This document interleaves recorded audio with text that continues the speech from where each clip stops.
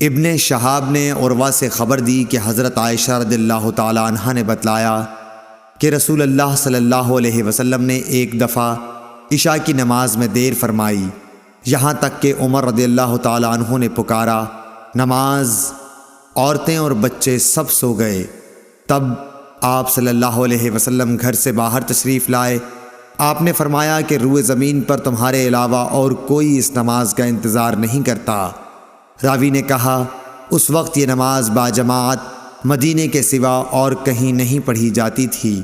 صحابہ اس نماز کو شام کی سرخی کے غائب ہونے کے بعد رات کے پہلے تہائی حصے تک کسی وقت بھی پڑھتے تھے۔ صحیح بخاری حدیث نمبر 569۔